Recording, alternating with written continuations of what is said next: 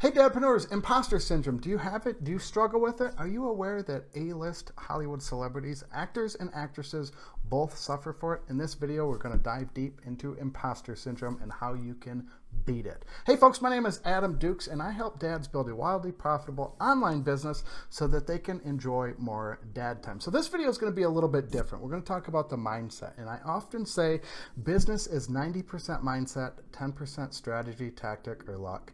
A lot of people flip that around and I did for years. It took me probably about 6 years to realize how important mindset is. It's something that I always talk about. And I've been going live over on the TikToks every day for the month of May. One of my 30-day challenge for May was to go live every day, and I'm 25 for 25 so far. I got a few days to go before I complete my 30 days of live on TikTok, and just interacting with the audience, talking to them, it just keeps coming up again and again and again. It's the mindset. It holds so many people back, whether it's imposter syndrome, whether it's fear of failure, whether it's fear of judgment. Fear of judgment I find is the biggest one, whether it's self-doubt, not believing in themselves, lacking confidence, all of that. It's all that head trash up there that we all deal with, and I've studied it for many years, studying it by reading books, listening to podcasts, watching YouTube videos. And I have found that the uber successful people, they still suffer from all the stuff that I just listed, but they're better at managing it. So in this video, I'm going to share with you about imposter syndrome, reveal a couple of A-list celebrities that still struggle with imposter syndrome, and then I'm going to give you 3 tips on how you can overcome imposter syndrome.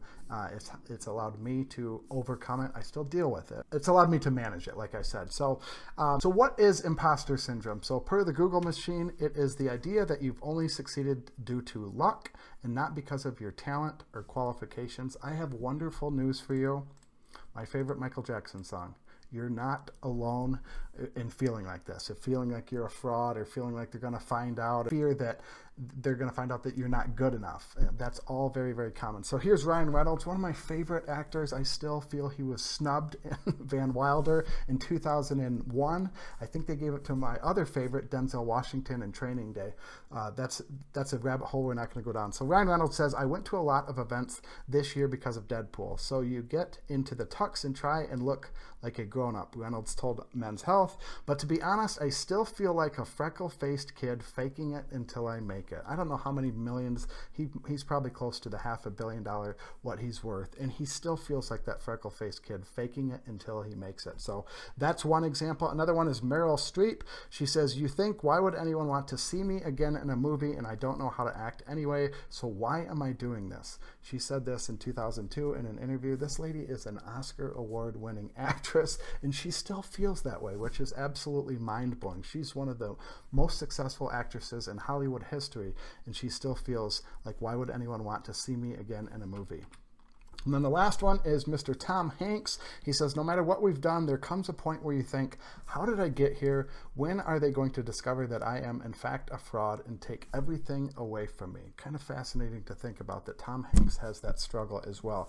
They don't portray that. They don't show that in the movies or on the red carpet during interviews, but they all have that feeling deep down inside. But like I said, from what I found, the uber successful people, or just the successful people, they're better at managing it. So I don't think it'll ever go away. You'll never defeat it, but you can get better at managing it. So here are 3 tips that I've implemented over the last several years that have certainly helped me out, and hopefully they can help you out if you apply them. So tip number 1 is look at failures as lessons. That's a big thing. So last summer, I got on the phone with about 50 dads, literally talked to them on the phone. I talked to them anywhere from 20 minutes to 2 hours. A couple of them went north of 2 hours. And one of the biggest, and it was all talking to dads about starting an online business or starting a side hustle. It was very time consuming. It took me about 3.5 to 4 months.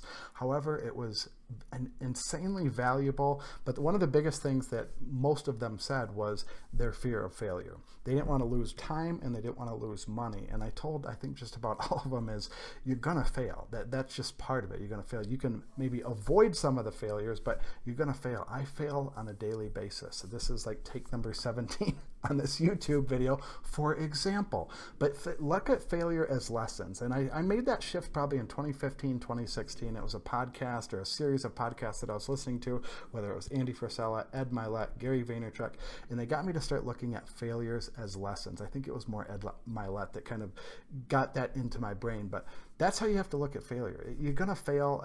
In a thing I always bring up is, I reference sports because I'm a big sports fan.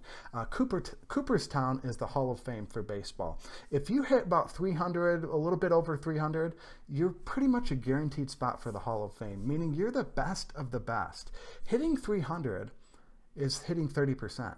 That means you get out 70%.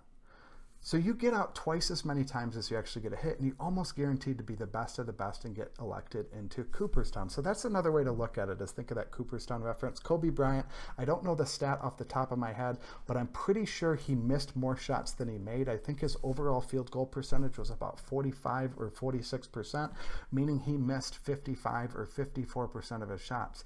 And he's considered one of the top 3 players of all time. I know Michael Jordan was probably in that 45 to 49% range. LeBron James is probably somewhere in that range too. So think of those guys. They miss more shots than they take, and they're the best of the best. So again, look at failures as lessons. What can you learn from it? There's always a silver lining, whether this is in business or this is in your personal life. Always look for that silver lining. Sometimes it might take a couple of hours. Sometimes it may take a couple of months to find that silver lining, but I promise if you look for it, you'll find it. So that's tip number 1.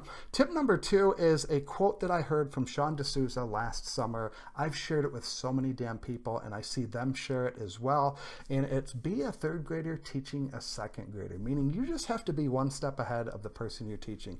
You don't have to be the best in the best. You don't have to be the top 50%. Hell, you don't even have to be the top 90% of people. As long as you're just a step or 2 ahead of the person that you're teaching, or 10 steps or 27 steps ahead, whatever it is. You just have to be ahead on the journey, whatever journey that is. Maybe you picked up a hobby and you've been doing it for 3 months, and you think, well, why the hell would I teach anyone? If someone has never done that hobby, whether it's a sport, maybe MMA, you could certainly teach them what you've learned in that 3 months. So I started training Brazilian Jiu-Jitsu last July. Here it is, May, so it's been about 10 months now. I get my ass kicked, honestly, probably 95 to 97% of the time. But don't you think I could teach people that have never done jiu-jitsu a thing or two? I absolutely could, because I'm a couple of steps ahead of them. So think of it like that. You don't have to be the best of the best. Like I said, you don't have to be the top 90%. You just have to be 1 or 2 steps or 27 steps ahead of the person you're teaching. So that's tip number 2.